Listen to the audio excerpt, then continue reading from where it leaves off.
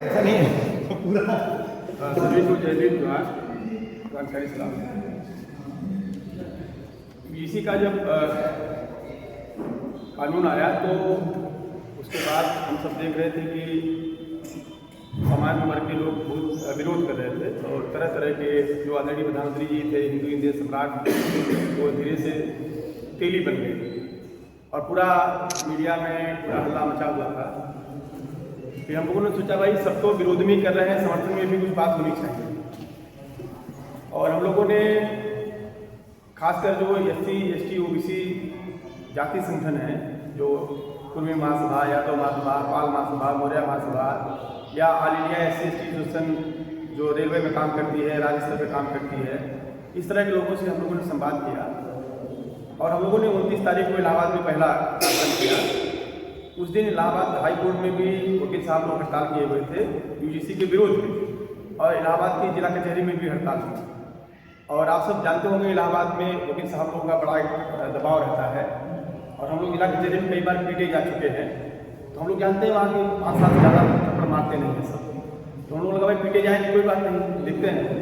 हम लोगों ने कोशिश किया तो 250 लोग इकट्ठे हो गए 29 तारीख को और उसी दिन स्टे आया। हम लोग कार्यक्रम जब कर रहे थे उस दिन स्टे आया और हम लोग कार्यक्रम के दौरान ही जानकारी मिली कि साथी बताया कि सुप्रीम कोर्ट ने स्टे लगा दिया है।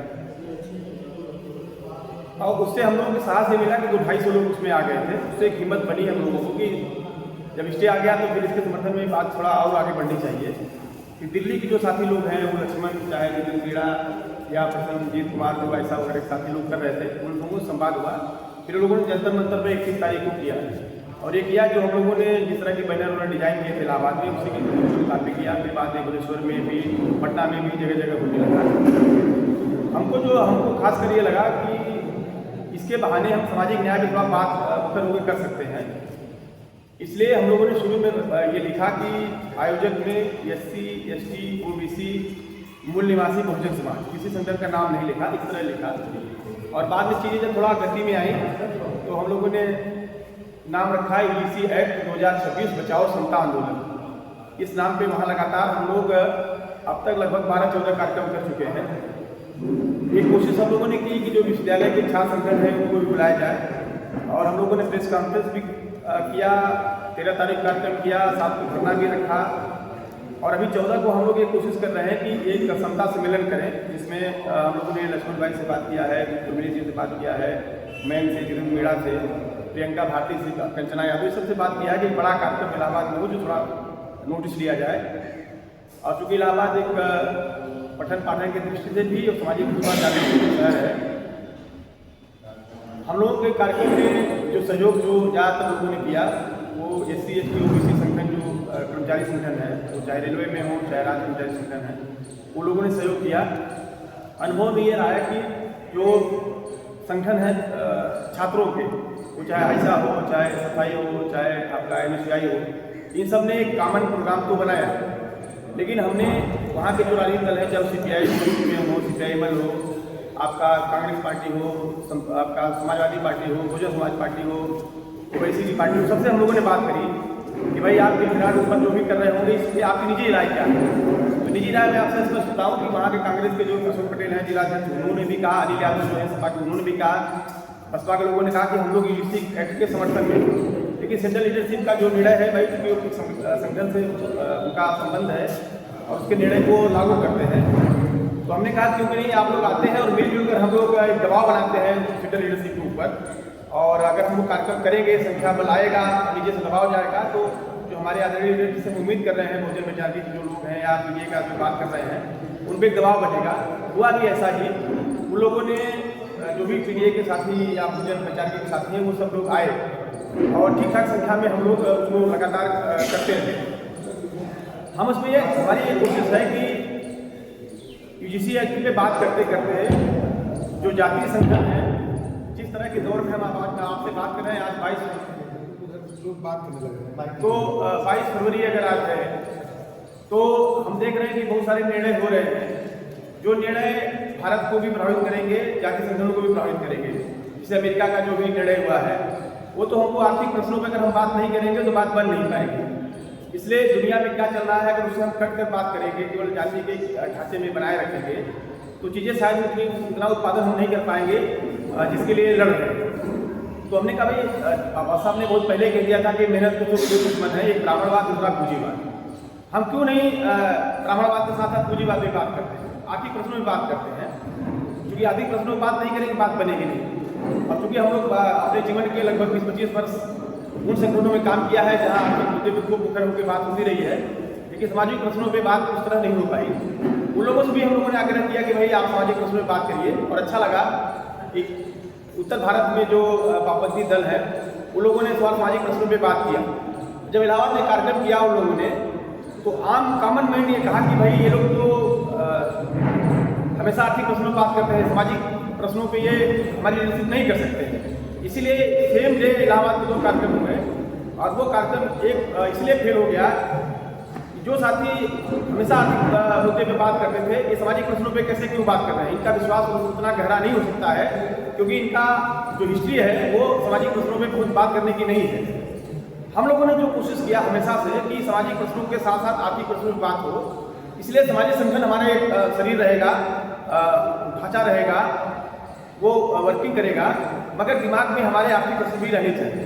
इसीलिए हम लोग वहाँ जो इलाहाबाद में जो भी कार्यक्रम ठीक ठाक से कर पाए, तो इलाहाबाद में जो ट्रेड यूनियन आंदोलन में जो लोग काम करते हैं, जो मजदूर आंदोलन में काम करते हैं, उन सबको भी भागीदारी किया। खासकर वामपंथी दल जो भी है वहाँ इलाहाबाद में है, सबको हम लोगों ने बुलाया। लगभग सब लोग आए, लेकिन सब लोगों ने कहा कि भाई इसका नेतृत्व तो सामाजिक संगठन ही करेंगे। ये कॉमन एक बात बनी वहाँ। जो भी वामपंथी बगायती पार्टियाँ हैं उन लोगों ने इस बात को सहर्ष स्वीकार किया कि इसका नेतृत्व जो है सामाजिक संगठन जो है वो करें, हम लोग इसका हर तरह के समर्थन करेंगे। इसी लिहाज से मैं जब कोशिश की कि भाई कहें इलाहाबाद से बात बनेगी नहीं, राज्य स्तरीय बात किया जाना चाहिए। फिर मैंने मनीष जी से बात किया, राजू से बात किया और कई अन्य साथियों से बात किया, और मुझे अच्छा लगा कि ये साथी लोग पहले से ही इस तरह के कॉमन प्रयास कर रहे थे। तो आज हम लोग जो आए हैं तो कई लोगों से हमने लखनऊ के स्थानीय स्तर पर बात किया है, कई लोग साथी आए भी हैं और कई लोग आ भी रहे हैं। ये सही बात है कि राज्य स्तरीय कोई ढांचा हम लोग बनाए और न केवल यूजीसी पर ही, बाकी ये भाई हम कोई पॉलिटिकल बड़ी ताकत नहीं है, इस बात को ईमानदारी स्वीकार करना चाहिए। लेकिन हमें याद है 2 अप्रैल 2018 और 5 मार्च 2019 का पोस्टर पे हमें याद है कोई बड़ा राजनीतिक दल उसका चेहरा नहीं था। ये सामाजिक संगठन जो है यही उसके चेहरे थे। और हम लोग याद है कि लाखों की संख्या हम लोग सड़कों पर उतरे थे और इन्हीं छोटी छोटी बैठकों से, चाहे उसमें दिलीप मंडल साहब रहे हों, चाहे रतन लाल आए हों, चाहे काजल अय्या, चाहे लक्ष्मण, चाहे कमल श्री, इस तरह से बहुत सारे लोग उसमें थे और वो रिजल्ट बहुत सारे हमारे सामने थे। ये बात भी हम लोगों से कहा कि क्यों नहीं हम लोग राष्ट्रीय स्तर पर इस तरह बात करें, जो पॉलिटिकल पार्टियां हैं जिनकी अपनी आइडेंटिटी है उनका इंटरफेयर इसमें भी ना हो, न उनका बैनर में इस तरह का कोई नाम भी आए, ये भी कॉमन एक बात बने। क्योंकि राजनीतिक दलों पर जिस तरह लोगों का विश्वास हुआ है, व्यवहारिक रूप से उनको हमें नोटिस करना पड़ेगा।